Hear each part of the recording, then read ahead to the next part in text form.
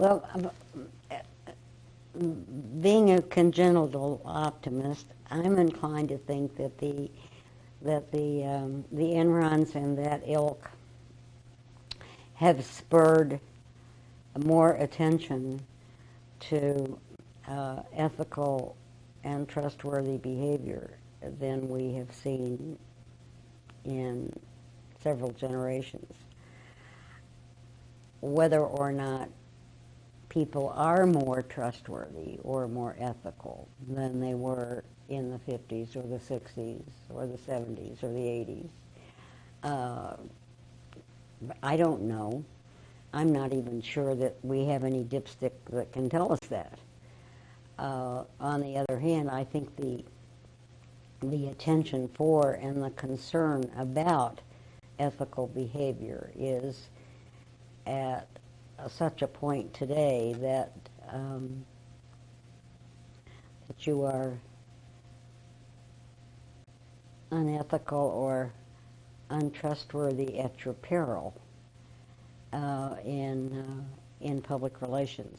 I would not presume to say what it is in business and the other professions, because I just don't know. But I do think that it is getting that the concern about ethics and trustworthy behavior and how you define it, because it's very difficult to define. It is very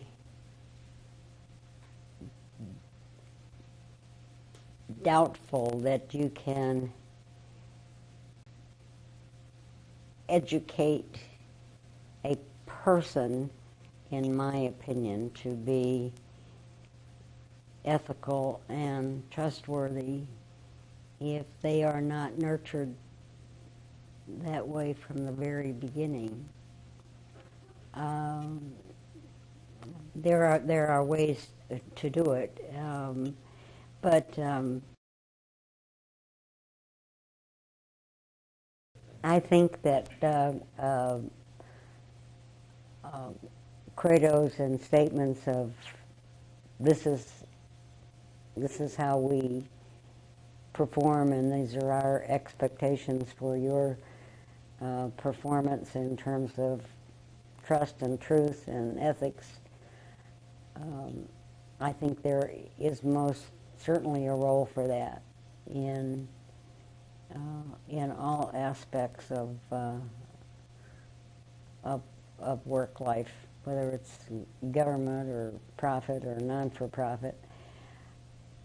But the flip side of that is that it has to be backed up by behavior and concern, which is quite evident. I mean, if they are simply credos that go into the bottom drawer, or dress up the walls of a boardroom, then they obviously accomplish very little. But they are essential if they are paired with practice and behavior, because words are very powerful, and they give meaning and influence to ideas, so that I would think that an organization would be that is ethical and that is trustworthy and that wants its employees to behave in that manner would be remiss or stupid not to put that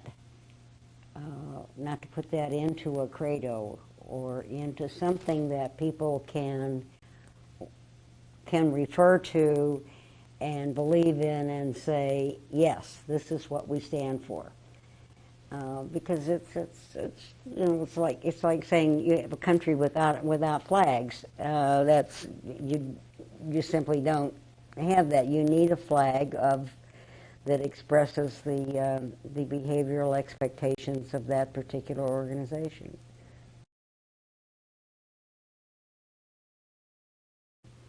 Well,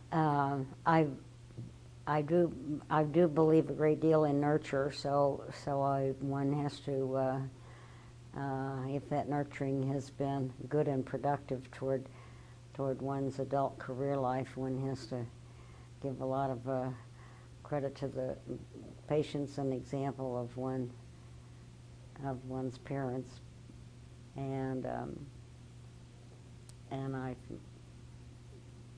I have never known a finer public relations person in my life than my father, who was an executive with a public utility, and a civil engineer of some consequence, who never quite understood public relations or what business I was in, but he was one of the native practitioners of it, and the kind of person that you would, when you talk about ethics and trustworthy behavior, he was an exemplar. We come up through, a lot of education and a lot of teaching and teachers, and I've already mentioned the one who pointed me in the direction of some strange craft called public relations, who was Duffy Schwartz, and I've been blessed along the way with many wonderful colleagues and mentors. Certainly, I'm extremely grateful to Dan Edelman for the productive years I spent under his roof, and with all that I learned and had to learn when I was with that firm. Certainly, I feel the same way about people in the Bell system, such as Paul Lund and Jack Coton and Ed Block and many people who exhibited the best in terms of practice and behavior and brilliance in many occasions. And the professional side of my life, I could not let this opportunity escape without mentioning people like Harold Bateman, who was a remarkable leader in his time in the 60s and the 70s, and who really is the person who helped me fall in love with education for public relations.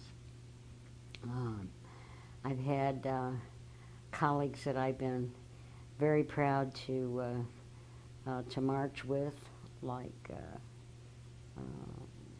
David Ferguson and Pat Jackson, and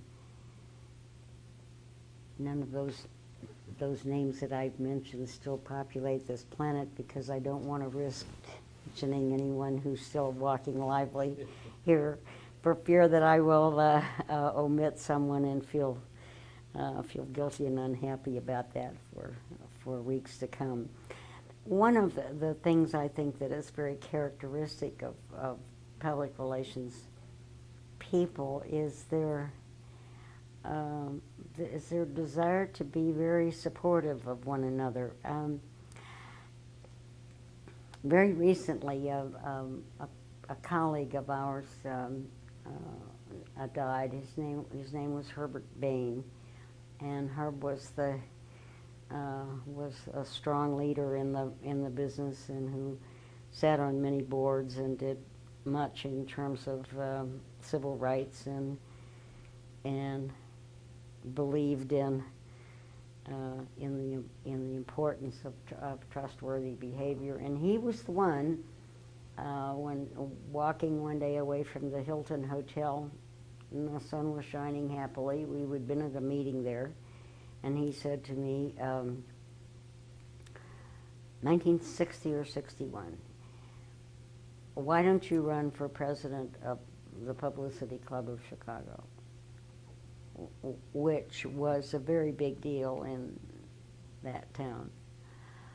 And I said, you are absurd. you know, no one, what they would never consider having a woman president of this important and aging organ. Now he said, you know, I'm going to nominate you. You run, you'll get it. Well, it happened, and you know, and he masterminded it all. And sure enough, that summer I was sitting on the next summer I was sitting on the beach in Michigan City looking at the bylaws for the Publicity Club of Chicago because I was going to be president come fall.